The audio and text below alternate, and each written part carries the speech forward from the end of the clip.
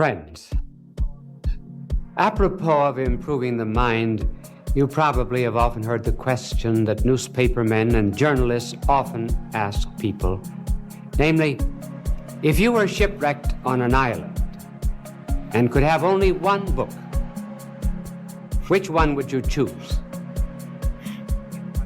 The best answer was given by G.K. Chesterton, who said he would like to have Thomas's Practical Guide to Shipbuilding.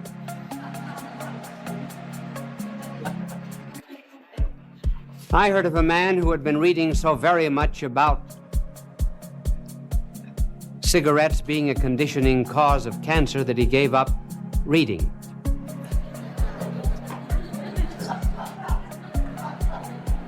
John, that was a second late.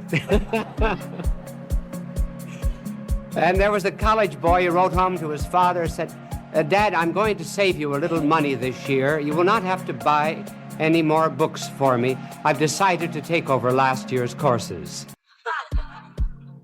One day, some horsemen were crossing the desert, and they stopped at an oasis for a drink. And a voice out of nowhere spoke to them and said, fill your pockets with pebbles. Tomorrow you will be sad and glad. They obeyed the voice, and they filled their pockets with pebbles. And the next morning, when they awoke, put their hands in their pockets, they found that the pebbles had turned into diamonds and rubies and emeralds of the most precious kind. They were glad, but they were also sad. They were glad that they had turned into jewels. They were sad that they had not taken more. And that's the way it is with education. We're very glad that we've had it. We're sad we didn't get more out of it. Did you know that there is a virtue called studiositas? In other words, studiousness. When we started to prepare this telecast, we went to Thomas Aquinas and read his treatise on studiousness. Now, studiousness, he said, is possible because the human mind is perfectible. In lower creation, there's not much perfection possible. For example, H2O can only take on 3 forms. It can be water, ice, and steam. Plants have greater variety, greater adaptability to temperature, to seasons, and the like. And animals have still more capacity for perfection due to their ability to move from place to place. Man is the greatest of all. Man, on account of his spiritual capacities of intellect and will, is able to get the whole universe into his own head. He therefore is a kind of a little world, a microcosmos. And due even to grace, he can change his nature. He can cease to be a creature and begin to become even a child of God. Now, studiousness is related, I wonder if you could guess the virtue to which that is related. Temperance. Temperance, because Thomas Aquinas says we have 3 great passions and urges and inclinations. One is to eat. The other is sex. And the other is for knowing. Everybody's curious, men just as well as women. That's the reason we hate to have secrets kept from us. We were made to know. Now, these 3 urges can become abnormal. Food can become gluttony, sex can become adultery, and knowing can become crime, pride. Hence the necessity of temperance to prevent us, one, from having too little, and on the other hand, from having too much. If, for example, we have too little, well, then we become lowbrows. Now, a lowbrow, of course, does not develop himself. If we do not develop our muscles begin to atrophy. And there is in us, there is in the universe, not only an evolution, but there's also a law of devolution. That is to say, we can not only go up, but we can also go back. A white fence does not always remain a white fence. Leave it alone and it ceases to be white. It may even become a black fence. Darwin tells the story of a number of pigeons that were brought by a bird fancier to a very high degree of perfection of color. And then he turned them loose on an island, went back and found that in 10 years they had all changed into a dull, gray, slate color. They had degenerated. So it's possible for the mind to degenerate. It has been established statistically, think of this, that 61% of the adults of the United States during the past year did not read a single book. Do you know how much time the average adult spends on television? He spends 3 hours and 20 minutes a week on TV. These same adults, 50% of these same adults that spend 3 hours and 20 minutes before TV, 50% of them had not read a magazine article during the year. 25% of college students had not read a book the year after graduation. There's something wrong with education when it does not inculcate a desire for learning.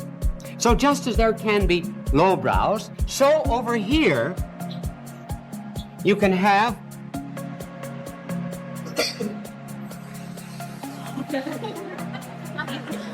eyebrows. His learning always exceeds his knowledge.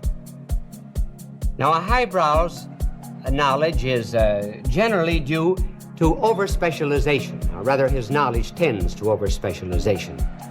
He concentrates on just one thing and interprets everything in terms of that one specialty. His knowledge is not universal. I heard of a young man who had finished medicine. He went home to his father, who was a doctor in a small town, took care of all kinds of diseases. And the young son doctor said to his father, he said, "Dad," he said, "you know, we learned in medical school that this is an age of specialization. And he said, you get nowhere today unless you specialize in something, and I've decided to specialize in the nose." And the father said, "Which nostril?"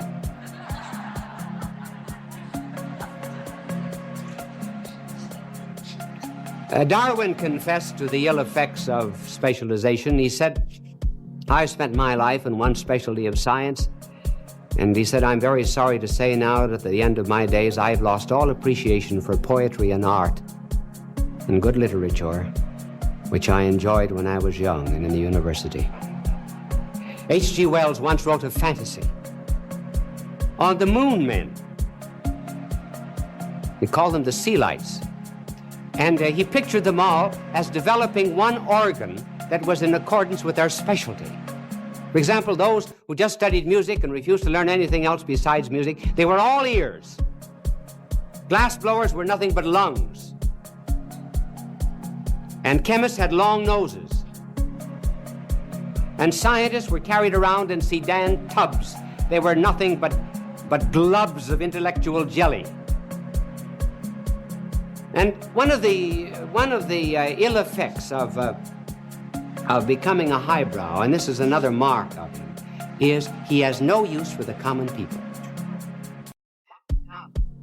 That's when knowledge begins to spoil you.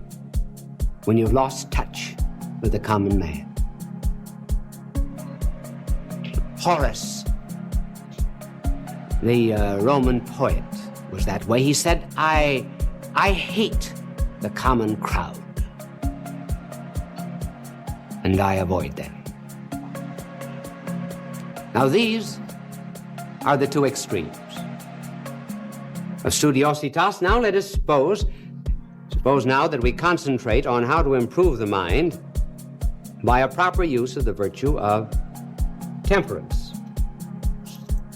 There are three suggestions. The first suggestion is, in all reading and in all study, taste.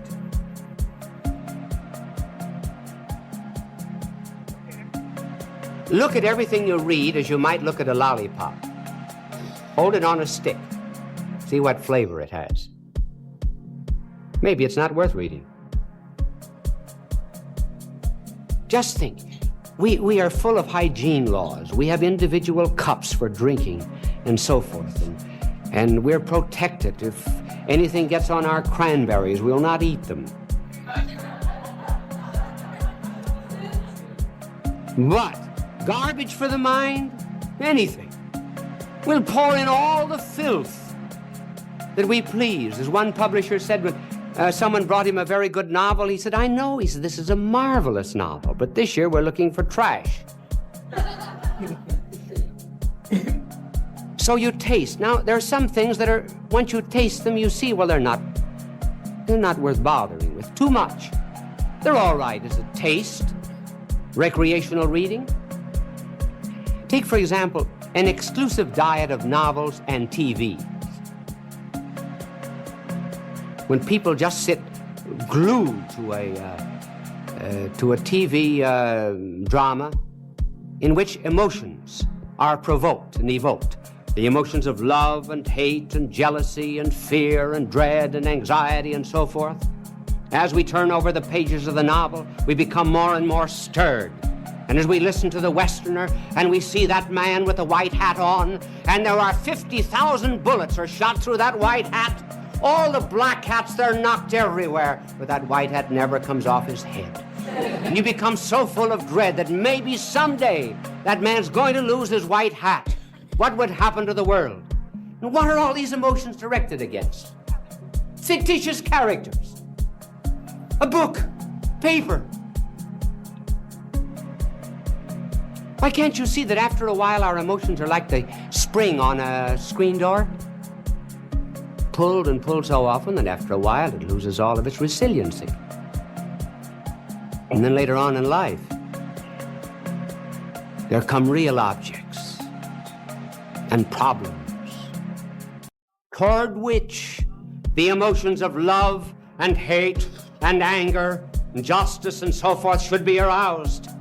But they become so jaded, so exhausted, so emasculated by being pulled at artificially that they're no longer aroused.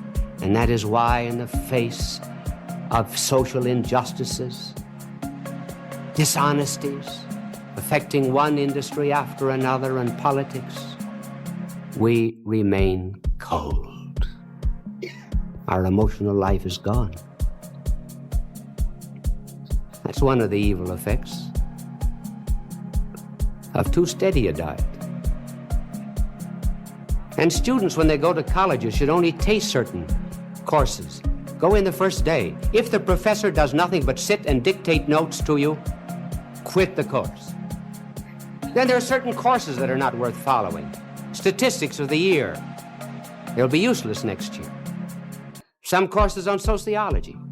You could get more out of a book in a hammock in an hour than you can out of a course of that kind in 6 months. Taste them. You do not like them, throw them aside. Then next, chew.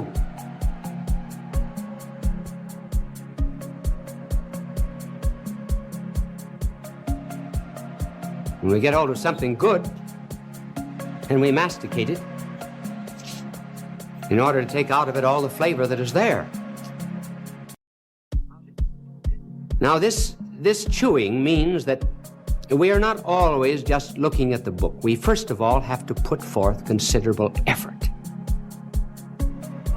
There is no such thing as an easy path to knowledge. Do not believe these advertisements. Learn to speak French in 40 easy hours. Calculus, learned in an afternoon. Learn how to play the piano in 10 easy lessons. Buy an electric organ, sit down, play it at once. Just try it sometime. So we're looking for everything easy. We do not read books. We've got to get hold of a digest. Everything has to be broken up for us. We're not putting forth any effort. The other day when I came into the studio, I found a cover on a book. Fortunately, it was only a cover, but it very well illustrates the flight from effort today in studying. You know what it was called? brain surgery self-taught.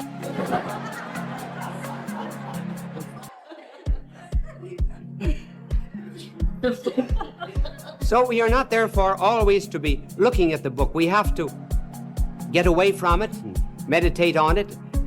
What I do with my books is, when I get a book, I read it through fairly quickly. I underline the important passages. That's chewing out the meat. And then I read it over the second and third time. And then I will make in the back an index of my own, so that when I want to refer to those ideas, I have my own index ready. Now, you cannot do that with borrowed books. Anatole France said that the only books he had in his library were those that were borrowed. Then the third way to improve your mind is to digest certain kinds of books. Now, digest does not mean a summary. When there is such a thing as digestion, there is a flow of the food and nutrient value into flesh, into blood, into bones, and into the brain. When, therefore, we digest books, we learn, as it were, from the inside out, not from the outside in, not from the book in this way. We will read the book, then we close it, and we try to rethink what we have read. The longer we keep our eyes on that book, the less we will get it into our head. Try to give an example of something. You'll never understand anything until you can give an example. Think of the people who write speeches. Then when they've written a speech, what will they do? They will sit down and learn that speech by heart. Just think, they'll make a living mind, made to the image and likeness of God, subservient to a piece of paper. Why, what's written on that paper can be made better by thinking it over and over again.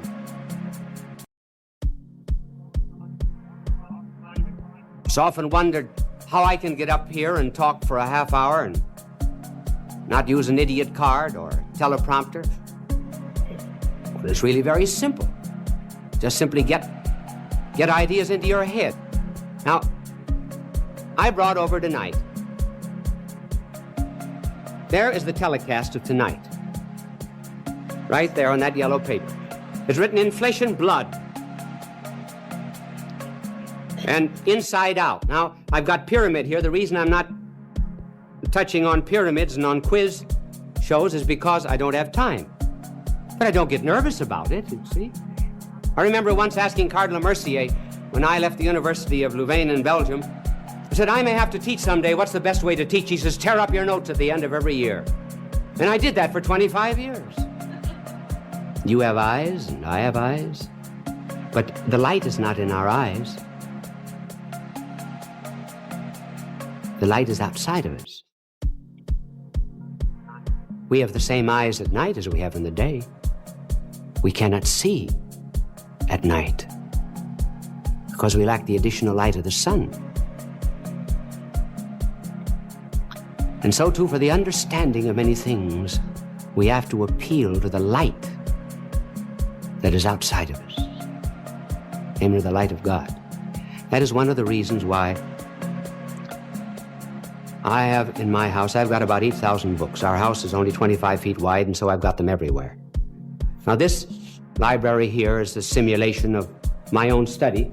Well, my desk is here, and books on either side of me, and shelves, and then at the far end is a door, and that door leads to the tabernacle, to the chapel. And I deliberately put my desk here in order that I may get my illumination from the Lord. There's a world of difference between knowledge and wisdom. One can have a lot of knowledge and have no wisdom. You can know without being moral.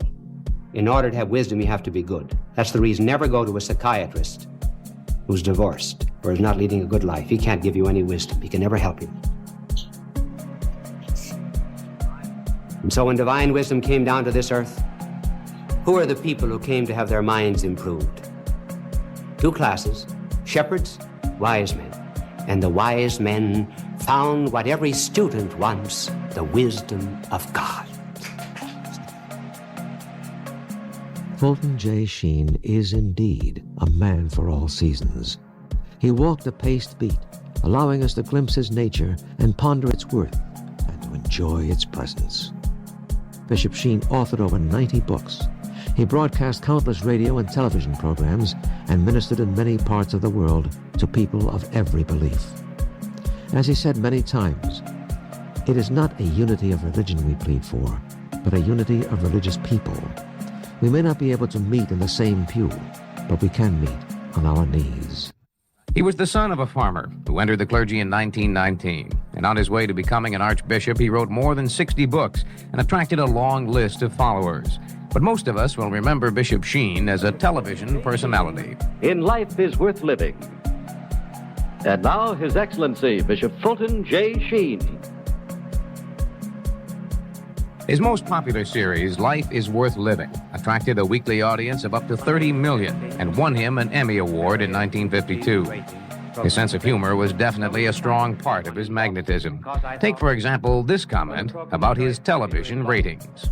And we telephoned 1,000 men. And we asked the question, what are you listening to? 994 answered, my wife. In 1966, Sheen arrived in Rochester to succeed the Reverend James Carney as bishop of the local diocese. Names such as Gordon Howe, Vincent Toffany, and Lieutenant Governor Malcolm Wilson were there to greet him. At his very first local news conference, he talked about his appointment. I have been responsible for keeping and helping 800 dioceses in the world. Now I will be responsible for one, but I'll be much more responsible.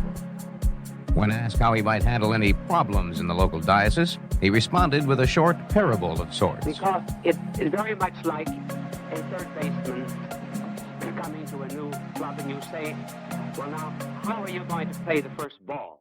He will say, well, it all depends upon how it's hit. Archbishop Fulton J. Sheen will be remembered worldwide, but he will always be the subject of special memories here in Rochester. The local ecumenical movement made progress by his very existence. Because of his international reputation, Catholic and non-Catholic alike claimed him. Said, oh, Mama, his cape. He lost it. And then the little girl said, I will show you her picture, little Judy. And she said, oh, maybe his mommy is washing it. And then she decided that I had sent it to the cleaners and needed some money, so she sent me $1 to get it out of the cleaners. So I have it back again this week.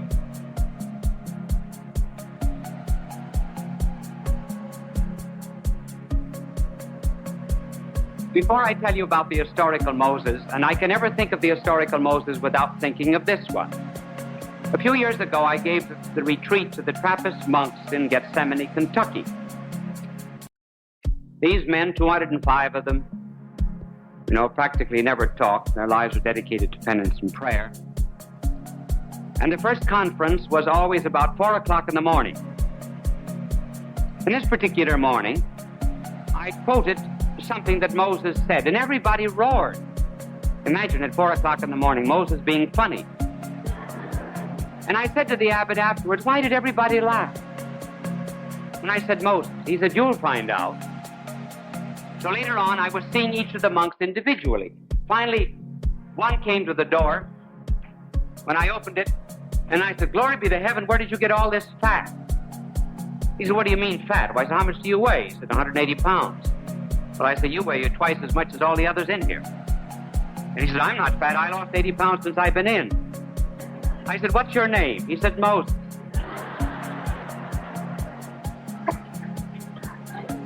Like, how long have you been in? Oh, he says, not very long. He said, I got the name. He said, because of my race and my people. And I said, Moses, are you going to the new Trappist monastery they're going to open in Mepkin, North Carolina? And he said, yes. Now I said, how do you know you're going? Certainly the Father Abbot didn't tell you. You can't talk. How would you know? Well, he said, my laundry number is 134. The other day I was passing the laundry room, And as I passed by, the brother did this.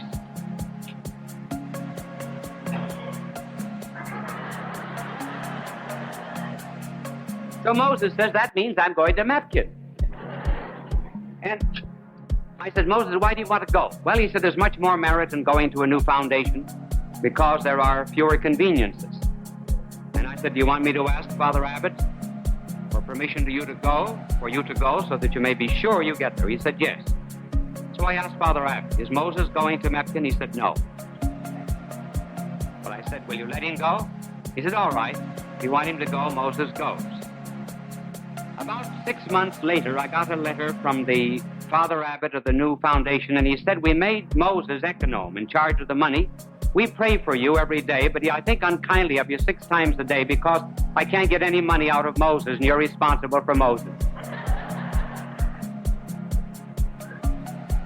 Well, that's not the historical Moses, but he wouldn't have the name if it were not for the historical Moses. And when one thinks of Moses, one wonders today, why is it that there are not many great spiritual and moral leaders in the world? Institutions have not failed. Banks, labor unions, educational institutions, governments, finances, these are strong. It's men generally who are weak. But Moses was a strong man in his time. What made him a leader? What makes anyone a leader? 2 things. One, a detachment from the spirit of the world in which one lives and an attachment to some great cause, particularly a cause that favors those who suffer and are downtrodden. And secondly, a summons from God. Now Moses, first of all, had to detach himself from the world. Moses was one of the persecuted Hebrew children. This is about 1,500 years before Christ. The Israelites were in captivity in Egypt, and the mother of Moses left him alongside of the Nile. There he's found with the daughter of Pharaoh. He's educated by the Egyptians. He even becomes mighty in words and deeds, as St. Stephen says. After the Egyptians had lost many battles, Josephus tells us that he defeated the Ethiopians. So he became a lord and a prince among the Egyptians. Now the problem came for him to detach himself from these people and attach himself to his people who were enslaved. A weak man would say, well, I belong to the royalty and to the nobility of Egypt. I'll use my power and my influence and the money that I have in order to aid these people, my own people. Not a great man, not Moses. Let me interrupt it for a moment to speak of how we often aid in philanthropy. We live on the second floor where there's comfort. On the first floor, there's poverty. We go down from the second floor down to the first floor, relieve the indigents, the need, the poverty, and then come back to the comforts of our second floor. The real leaders go down and they never come back. Once they cross that line, they stay there. And Moses, seeing the suffering of his people, treading the water mills along the Nile, working alongside of fiery furnaces and brick kilns, his heart went out to them and he identified himself so much with his own people, well, that he committed, yes, an act of violence. And then he retired in isolation and contemplation and solitude where great men are born. Now comes the summons. And the summons is while he's watching his sheep, sees before him a bush. It is a fire, and yet it burns not. It is a flame, but it is not consumed. Fire can be the symbol of divinity, for its light is divine truth, and its heat is divine love. It could be a symbol of divinity, too, because God gives without ever losing anything. And God spoke from the bush to Moses and told him to redeem and to save his people who were in captivity under Pharaoh. And Moses said, "What name shall I tell them sends me?" And God gave a definition of himself. I am who am. In other words, it is my nature to exist. No one else can say that. It's not our nature to be. We began to be, we cease to be. God alone can say, I am who I am. That was why when God came to earth 7 times, he said of himself, I am the good shepherd, I am the bread of life, I am the vine, and so forth. Moses, receiving the summons, said, but I am poor of speech, and God said, I made the mouth. What shall be a symbol of my power? And God said, what do you have in your hand? It was a shepherd's crook. That will be the symbol of your power. And from that day to this, it seems that God has made his progress in the world by hook and by crook. By the hook of the fisherman and by the crook of the shepherd. I go both by hook and by crook. And so Moses now receives his mission. And this identification that he made with his own people was a preparation and a prefigurement of one who would leave the riches and the glory of heaven for the poverty of earth and identify himself with sinful man and not leave him until he had been rescued from the slavery, not just of the Egyptians, but the slavery of sin. And Pharaoh was unwilling to let the people go. Moses sends them plagues. And then finally comes the 2 symbols that need faith. And Moses is so often praised in the New Testament for his faith. He had to have faith, first of all, in the Paschal Lamb, and secondly, in the burning bush, or rather, in the fiery serpents. Now comes the Paschal Lamb. They're showing you the fiery serpents there? No, that don't show it. Save it. You know, we get so nervous, in these programs, something goes wrong, we get all excited. That comes later. Well, first of all, the Paschal Lamb. And Moses asked his people to take a lamb, keep it in the house for 4 days, until it became identified with the family. And then they were to slay the lamb and to eat it. It was to be a lamb without blemish and without spot. No bone of its body was to be broken. Its blood was not to be sprinkled inside of a house. It was to be publicly placarded on the front threshold, sprinkled with the blood of the lamb, so that the destroying angel that would destroy the firstborn of all the Egyptians would pass by the house of every Israelite, not just because he heard the language or looked at the costume and the dress, but because he saw the sign of blood.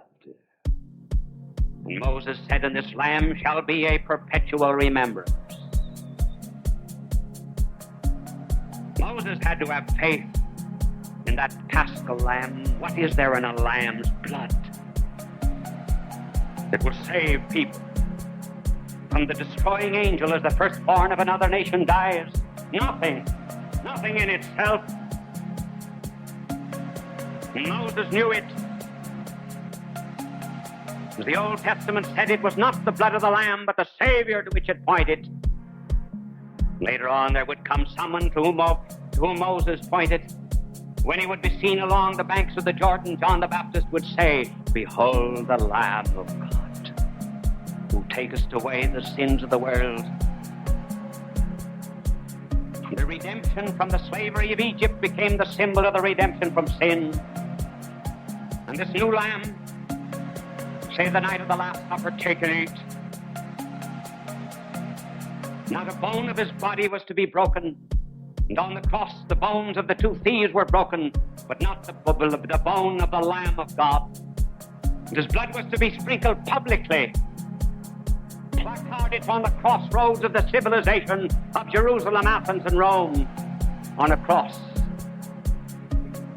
That sprinkling of blood was to be a perpetual remembrance. Do this. Continue it. Celebrate the death of the Paschal Lamb. And in the tradition of Moses, for I am a spiritual Semite,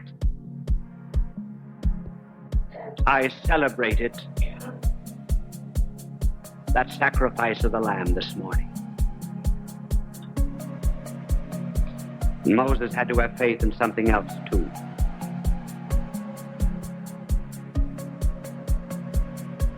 After he led his people out into the desert, 40 years they wandered, partly because of their sins.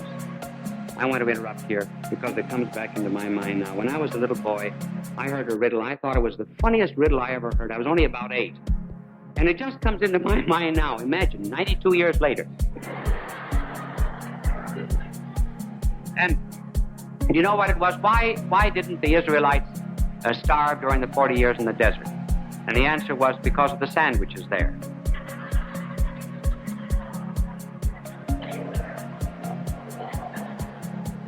You liked it too, don't you?